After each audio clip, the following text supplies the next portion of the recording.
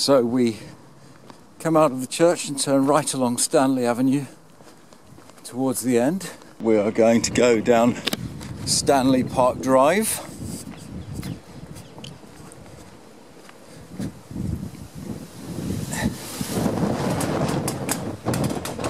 The wind's getting up. I hope we can make it today. Don't want to be blown over. At the end of Stanley Park Drive, we cross over to follow down Beresford Avenue. This little triangle used to have a Christmas tree put up by the council every year, but they don't do things like that anymore. That's a very nice tree. It's just a bit of a shame it blocks the pavement. Here's the first of many cranes we're probably going to see today. There seems to be a fetish in this area for building tower blocks of flats. We're about to enter Abbeydale Zone. This is the Park Royal industrial area. Except, as I say, it's all about to become blocks of flats.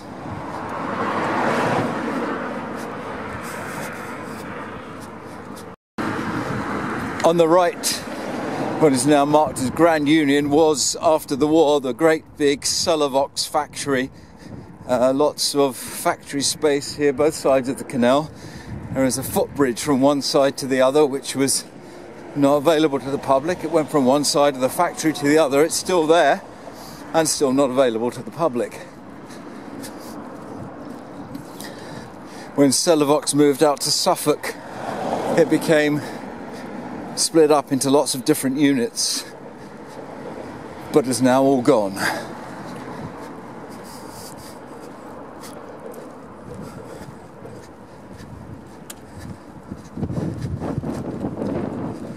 All owned by St George, and as I record this, it is St George's Day this week. Now, as we walk down Beresford Avenue, we come to the first of three, I think, sites which were once the base of London Weekend Television. This was Wickham Road. It's gone now. It's just the entrance to the Great St George's site. But there, just on the right, was the London Weekend Television. I think it was their outside broadcast unit, but there were studios. The Wickham Road studios of London Weekend Television were there back in the day. London Weekend, of course, started in 1968. That's when they were built.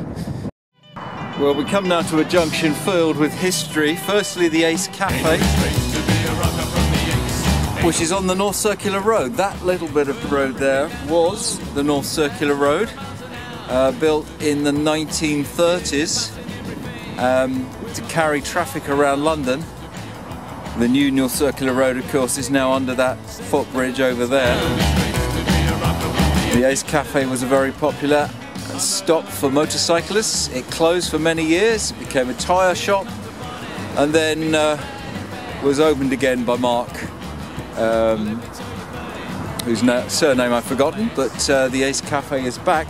And then this building, Heather Park House, was for many years the headquarters of the Church Army here in the parish of St James Alperton, or right on the border of the parish of St James Alperton. Down the hill, got a twist of front-leg comes to your bill. Blue lights are flashing in the wind in my face, 'cause ain't no disgrace. This back in the 50s, one of the joys was to put a record on the jukebox at the Ace Cafe, get on their motorbikes, get up to Staples Corner and back, and they had to be back before the record ended.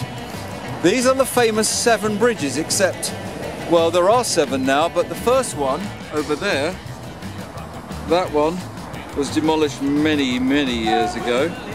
And then there are just 6 railway bridges, but there's a new road bridge across here as well. So there are 7 bridges again, but one of them is not a railway bridge. And we head towards Stonebridge Park Station, where the nice bit of the walk will begin. And I'm getting my pills. It's worth saying, of course, that these railway bridges were not put in to cross the North Circular Road. They were put in to cross the River Brent. Just walked across the River Brent just before the Ace Cafe. The River Brent is in a culvert below that lot, and this set of bridges was put in to cross the Brent Valley. The Brent is a very expensive river for railway companies because all the railways heading west and northwest out of London had to cross it, and most of them had to build big things like this. In Hamwell there's the Warncliffe Viaduct on the Great Western. The road builders made use of the fact that there were already viaducts and bridges across this valley and simply built the North Circular through the holes in the bridge that already existed. Here's the Blackmore Drive, named after a Brent councillor who died young, which takes us up to the Princess Royal Distribution Centre, and I've always wondered to myself just what it must feel like for her to be distributed from here. Of course, they built this huge complex up there, and then they scrapped most of the stuff going by rail. Some of it still does, but the reason it's here was because it was a rail-served depot. Now we get these big lorries going from here. Well, they ain't for me. Cause I seen bigger wheels on me mother's settee. Under scaffolding is Station House, which was the offices for London Weekend Television. This is where all their admin was back in the day. The second of our London Weekend sites. And we're going to walk along here up to the Harrow Road and cross the Harrow Road.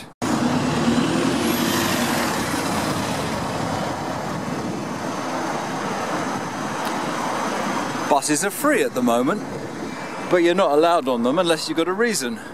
Here, underneath Station House, is the River Brent. It's all very much in a culvert through this part of the woods. It starts off just south of Boreham Wood at a place called Moat Lane Open Space, which you can see on the A1. And I've walked from there all the way down to the Thames at Brentford. Most of it you can walk beside the river, as we're about to. The worst bit is around Brent Cross, but most of the way you can see the water. So here we are, across the Harrow Road, almost on top of the river. And we come to the other side, and we can see the river now and the park that we're going to walk through, bearing off to the left. Oh, the wind is much worse than I expected it to be for a day of recording, but never mind. We have now left the North Circular, thankfully, and we're entering into the Brent River Park, or this section of the Brent River Park. We're not going to stay on the right-hand side, we're going to cross the river.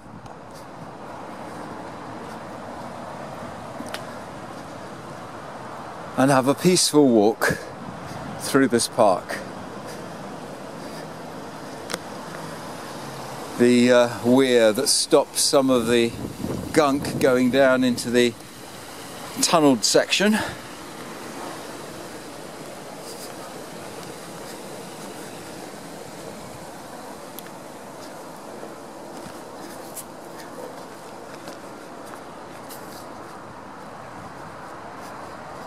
It's amazing how quickly the noise of the road begins to fade into the background as we walk through this park.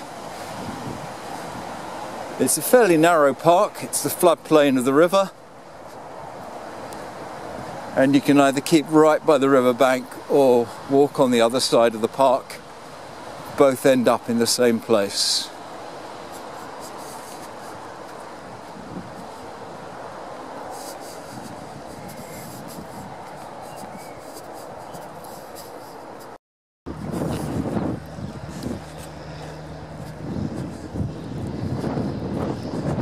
You can see the wall on the left, which is built to contain the water should it ever flood over here. which stops floods in lower parts of Perivale. Used to flood badly in Perivale.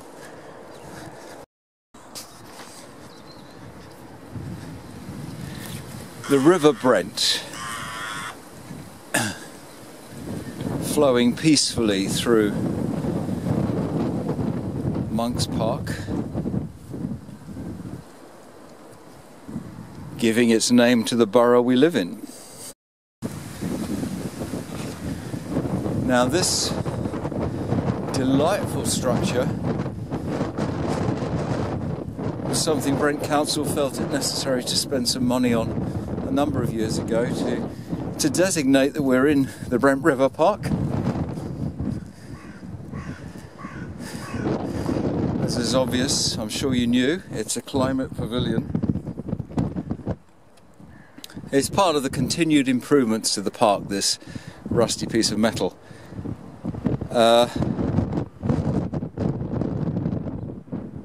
It's an idea developed by the River Brent Restoration Project Community Steering Group and the Friends of Brent River Park. It's the design with 4 overlapping canopy sections symbolising the damage that can be inflicted on buildings by powerful floods and other extreme weather conditions that are on the increase due to climate change. And it provides a casual shelter in the park. Do you detect a slight note of cynicism and sarcasm? Now, if you've followed the riverside path, don't be tempted to cross this first bridge.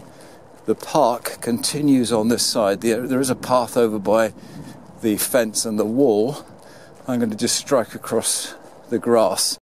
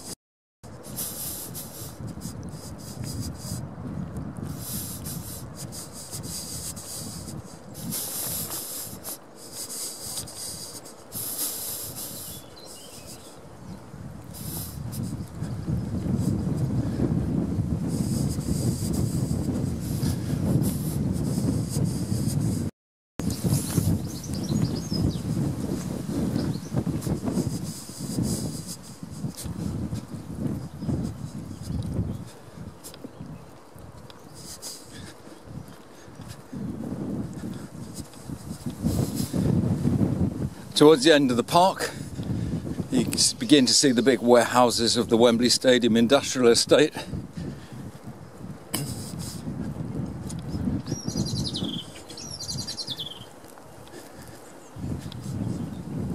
Over to the left, once we get past this line of trees,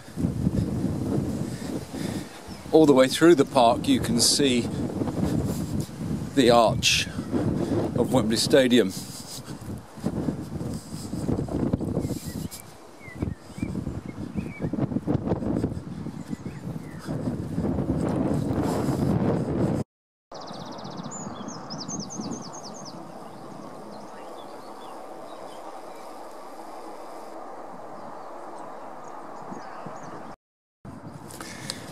At the far end of the park, you have no option. There is a bridge. We have to cross the river again.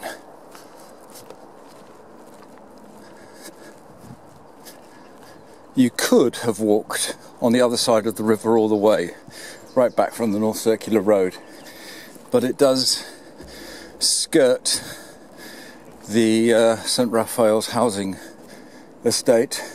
It's not as pretty as the side we were on.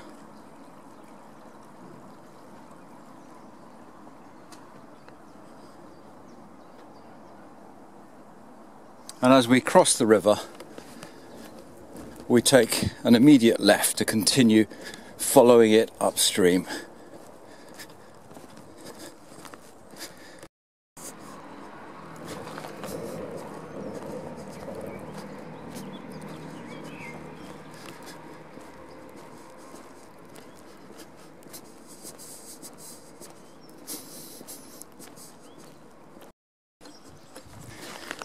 And so we approach the second railway bridges that we're going to go under.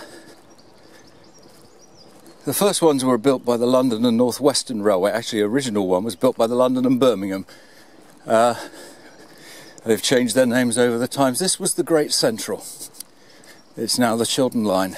They didn't have such a big task in crossing the Brent. This one's a little bit like the Piccadilly Line Bridge in Alperton, where it crosses the Brent, because the valley is wider here, so they didn't have to be so high up as they came up to the river. The Great Central was the last mainline railway into London. It didn't arrive until 1899-1900, and it all got shut down in 1960s by Dr. Beeching. What's left was a remnant that just went out to High Wycombe and Banbury, and then since privatisation has been extended along Great Western Railway to Birmingham. A nice view of the river from under this railway bridge.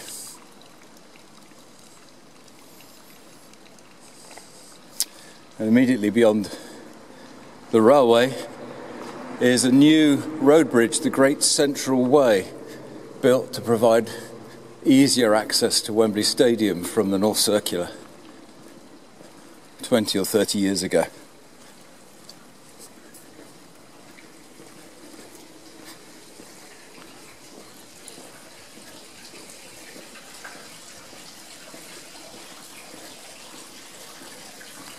Someone there must have watched our space journeys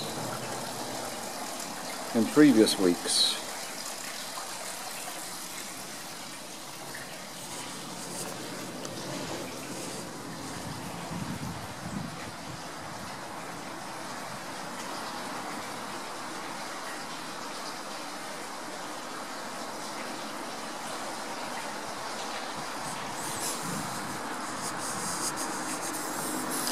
So under the bridges, and then turn left to continue beside the river. Spring's quite a good time to do this because all this stuff grows up and obliterates the view of the river during the year.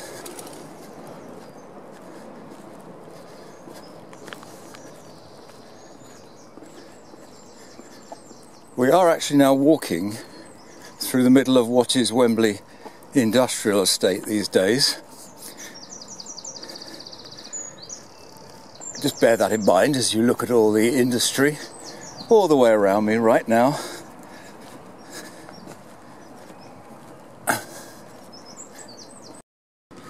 Well, we're coming up to the end of our walk alongside the River Brent. From here on we're going to follow a tributary, the Wealdstone Brook. And the reason it will become clear in just a moment as we come to yet another bridge built over the river. Here it is.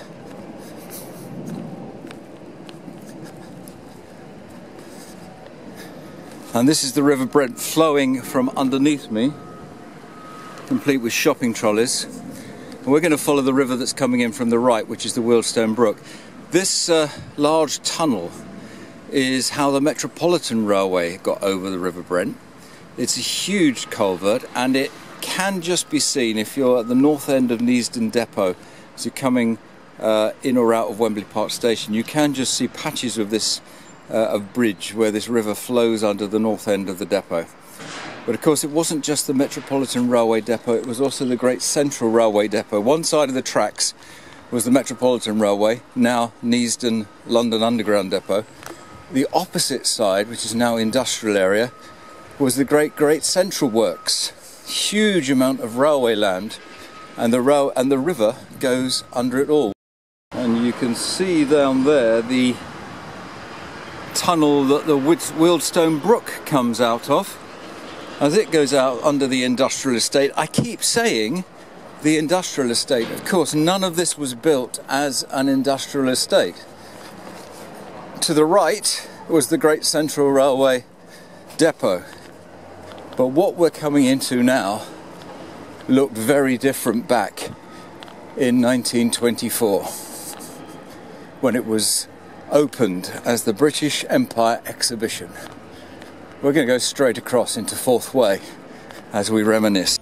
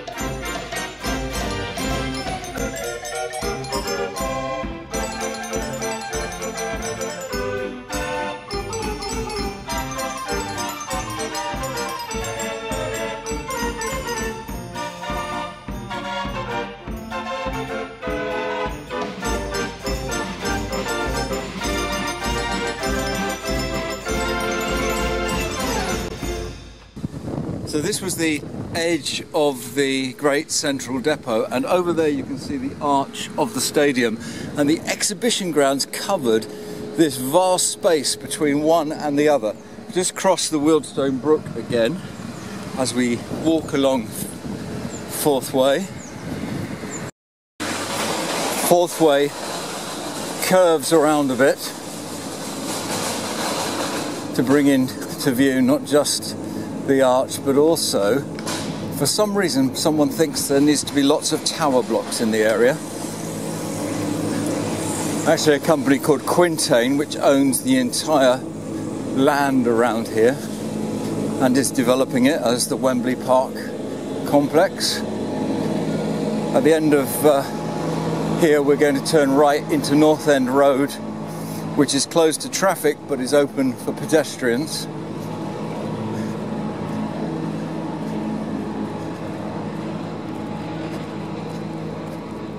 And as we do so, we will cross the Wealdstone Brook again.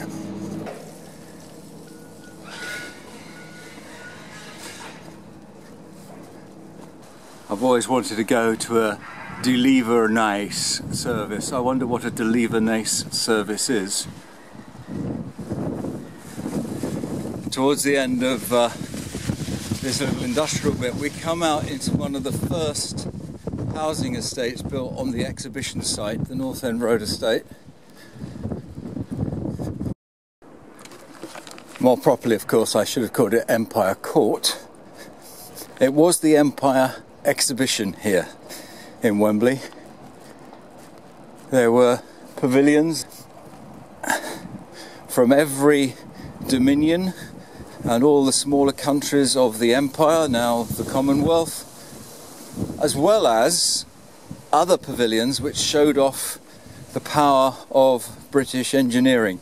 We are talking 6 years after the end of the Great War, the First World War, and it was for various reasons. One, to say we're getting back to normal, but another, to give all those countries which had fought with us an opportunity to display their wares and to make money, really.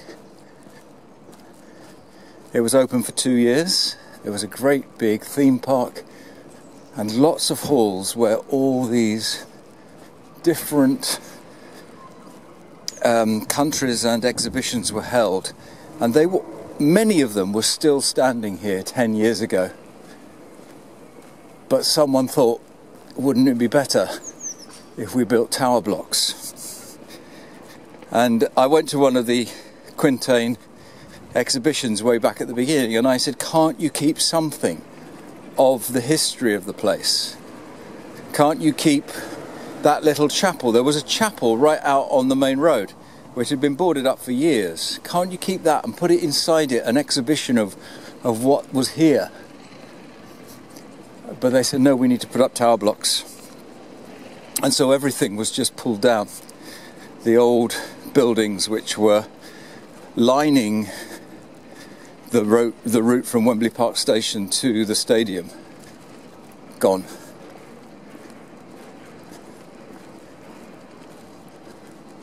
But as you can see, these buildings are lovely.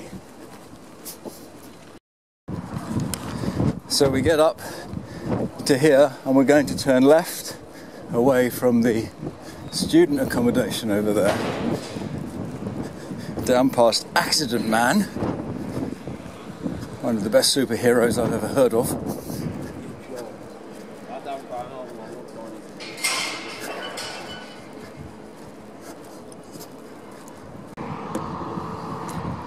Well, it may not look fascinating and it may not look much from this angle, but if you go on the other road, the one at the far side, you will know you have to go down a dip to get into this car park. It used to be here MFI and a little trading estate with curries and other shops, Benson's beds and things. They've all gone now, it's just that car park. But you had to go down a dip into the car park. Why? Well, because during the Empire exhibition, this was the lake. And that bridge you can see in the photo, I've walked across that bridge. There wasn't any water under it at the time, but back in the 1960s, the bridge was still there.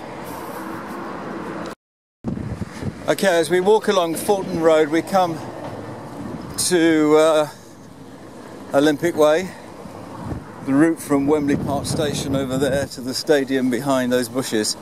But the thing we want to talk about first is this site here, which has got Curry's this end, what is now the Troubadour Theatre at the other end. And guess what this was?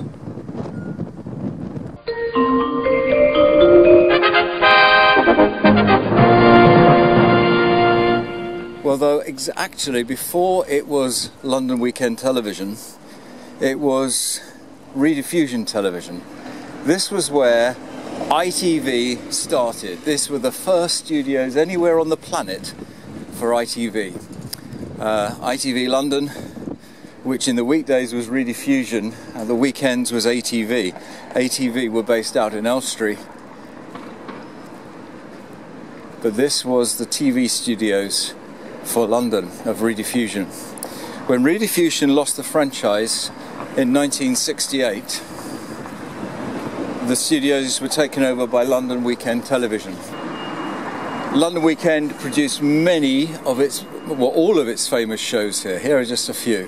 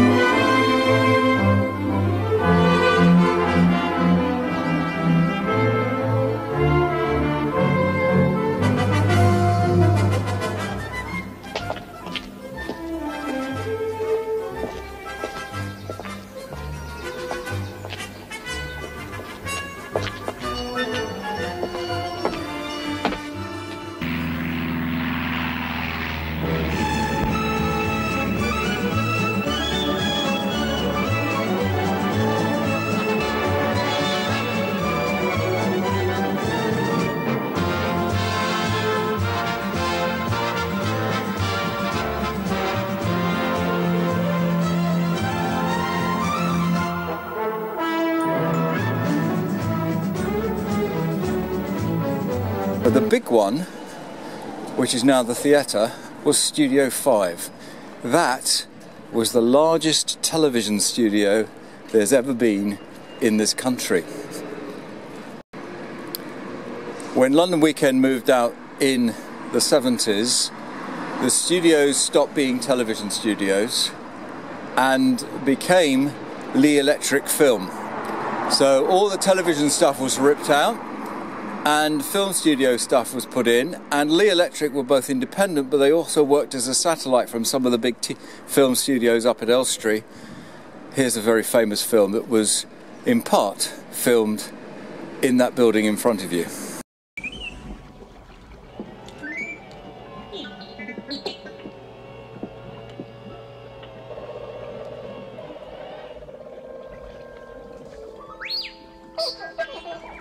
No, RT, you stay put. I'll have a look around.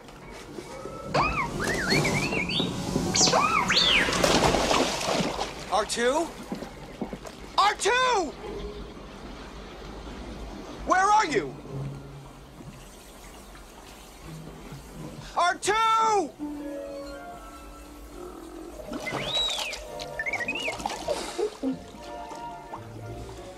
You be more careful.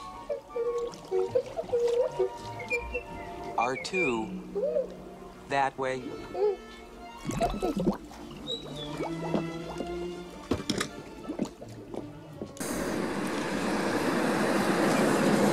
During the time of Lee Electric, Studios 1 to 4 was sold off and this commercial development came in. But then Lee closed and the Studio 5 came back to television, and Fountain Studios took them over. Here are some of the programs that were made in that studio ahead of us.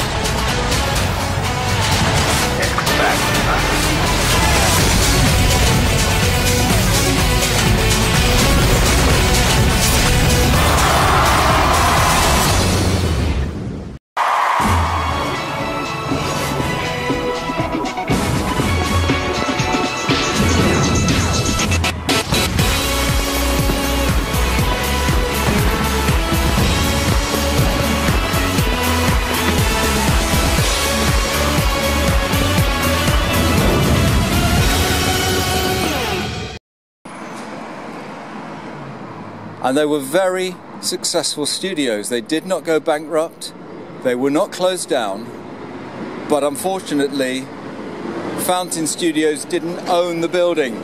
The building is owned by Quintain, and Quintain said, television studios, we're not into that. What we want to build there is a tower block.